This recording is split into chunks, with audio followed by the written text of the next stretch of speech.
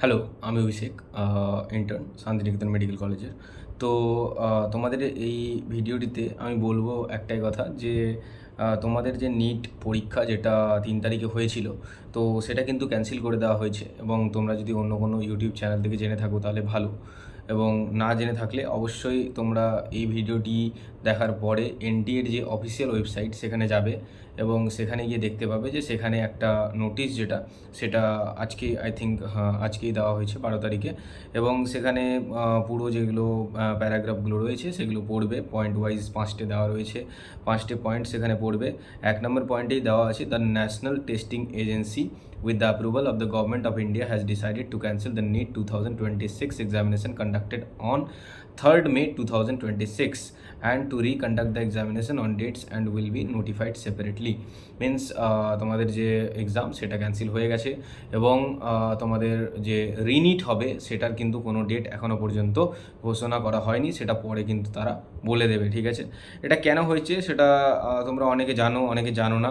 তো সেটারও এখানে কিন্তু যে কারণটা সেটা অবশ্যই দেওয়া হয়েছে যে the inputs receive by NTA take together with the findings shared by the law enforcement agencies established that the present examination process could be allowed to stand not not be allowed to stand. Okay, the conducted examination dates along with the reissue admit card যেটা সেটাও আসবে, admit card schedule করা হবে। Okay, will be communicated through the official channels of the agency. মানে যারা যেই যে 3rd মে exam হয়েছিল সেটার জন্য যারা যারা তোমরা অ্যাপ্লাই করেছিলে বা নিট দিয়েছো এবার, তারা কিন্তু সবাই নিট দিতে পারবে, তাদের অ্যাডমিট কার্ড আবার আসবে এবং এক্সাম ডেট একটা নতুন আসবে।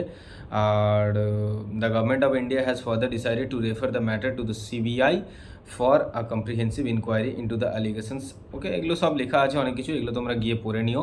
তাহলে তোমরা এখন কিছু না করে দেখো, আরও অনেক কিছু লেখা আছে। The registration data candidature examination centres update for in the May 2026, মানে যে তোমাদের যে রেজিস্ট্রেশন হয়েছিল এবং যা কিছু হয়েছিল সব কিছু ঠিক আছে, সবগুলো রিকন্ডাক্টেড এক্সামিনেশনে ফরওয়ার্ড করে দেওয়া হবে। কোনো ফ্রেশ রেজিস্ট্রেশন তোমাদের কিছু করতে হবে না, কোনো অ্যাডিশনাল এক্সাম ফি লাগবে না, মানে বা কিছু যা ফিজ তোমরা পেড করে দিয়েছো ব্যাস পেড করে দিয়েছো। In addition fees already paid will be refunded to the students and the exam will be reconduct করা হবে। ঠিক আছে, তোমাদের এক্সাম কোনো ব্যাপার নেই এক্ষেত্রে।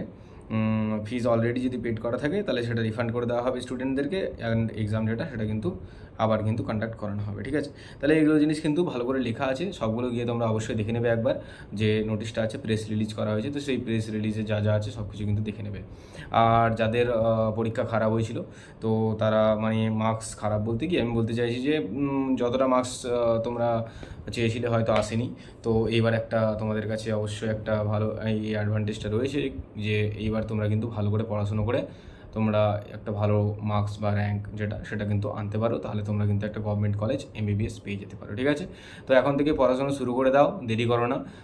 রিকন্ডাক্ট যেটা নিট হবে সেটা কতদিনের মধ্যে হবে না হবে কোনো কিছু ওরা কিন্তু কিছু সেপারেটলি বলেনি, সেটা হয়ে যেতে পারে কিছুদিন, মানে বেশি টাইম নেবে না আই থিঙ্ক ওরা। ঠিক আছে, তো সব কিছু ঠিকঠাক করে ওই কিছুদিনের মধ্যে তারপরে কিন্তু অ্যাডমিট কার্ড এবং পরীক্ষা তোমাদের হয়ে যাবে।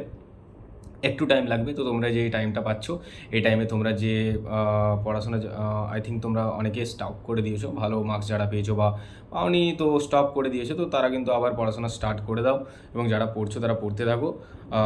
তো চলো, all the best and wishes থাকলো আমার কাছ থেকে। তো বাকি যখন এক্সাম হবে তখন কী হবে না হবে এবং অ্যাডমিট কার্ড আসলে আমি নোটিফাই করে দেবো। ঠিক আছে, তাহলে পরের ভিডিওতে আবার পরে দেখা হবে। ওকে, বাই।